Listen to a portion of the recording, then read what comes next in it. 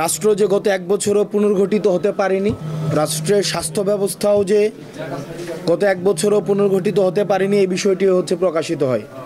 আমাদের একজন স্বাস্থ্য উপদেষ্টা বসানো হয়েছে, উনি যে গত এত মাস বেতন নিয়েছে পুরাটাই হচ্ছে একটা লস প্রজেক্ট, সরকারি কোষাগারের অর্থ অপচয়। আমি সরি টু সে, আপনার উনি যেই যতগুলো এই গত 9 মাস 10 মাস হয়েছে ওনার যে অর্থগুলো রাষ্ট্রীয় কোষাগার থেকে উনি বেতন হিসেবে নিয়েছে প্রত্যেকটাই হচ্ছে অপচয় হয়েছে। গণঅভ্যুত্থানের আগের স্বাস্থ্য ব্যবস্থা এবং গণঅভ্যুত্থানের পরের স্বাস্থ্য ব্যবস্থা সেম। এখন উনি যতই বলুক আমি করেছি, কই করলাম, আমি করলে তাহলে অভিযোগ কেন এখানে করলে তাহলে রুগী যদি আমি যতই বলি রুগী যদি ঠিক না হয় আলটিমেটলি তো চিকিৎসা কাজে লাগে নাই। আজকে শুরু করছে 32কে ভাঙা নাকি মব হয়েছে, কালকে শুরু করবে 5ই আগস্ট হয়েছে এটা মব, এর পরের দিন বলবে এরা হচ্ছে জঙ্গি। এবং এটা বলার জন্যই হচ্ছে এই যে আপনার জুলাই ঘোষণাপত্র থেকে বারবার আমাদেরকে বলতেছে এটা নাকি ইমোশনের স্থান নাকি সংবিধানে নাই।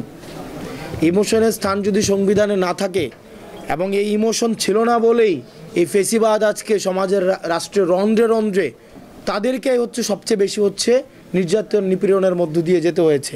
তবে এখন আমাদের সন্দেহ আসলে এই নির্যাতন নিপীড়নগুলো কি আসলে সত্য ছিল নাকি এটা মিডিয়া স্ক্রিপ্ট ছিল, কারণ আমরা তো আসলে এখন বর্তমান বাস্তবতায় দেখি ব্যবসাও ছিল, আত্মীয়তাও ছিল একদম, তারপরে হচ্ছে ঢাকা দিল্লি, তারপর হচ্ছে আমেরিকা ট্যুরেও যাইতো, একই সাথে মিলে ব্যবসা বাণিজ্যও করতো। তো আসলে টিভিতে যে আমরা দেখতাম যে এই আন্দোলন হইতো বা হচ্ছে জেলে নিয়ে যাওয়া হইতো, মারামারি হইতে গেলে কি আসলে সত্য ছিল কি না এগুলো হচ্ছে পরবর্তীতে আরও বোঝা যাবে।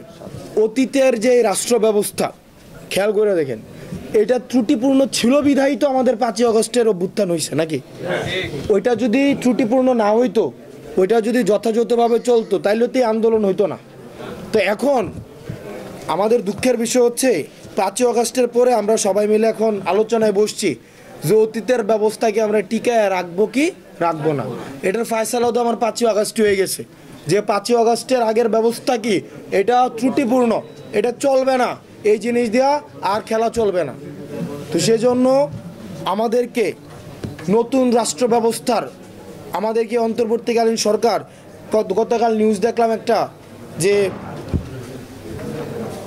সরকার জুলাই ঘোষণাপত্র দিতে চায়, বিবেচনা করছে বিএনপি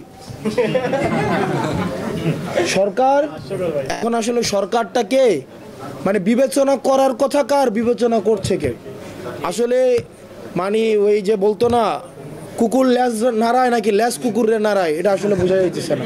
আমরা দেখতে পাচ্ছি নির্বাচন ঠেকানোর জন্য আরও অন্যান্য রাজনৈতিক দল এখন ঐক্যবদ্ধ হচ্ছে।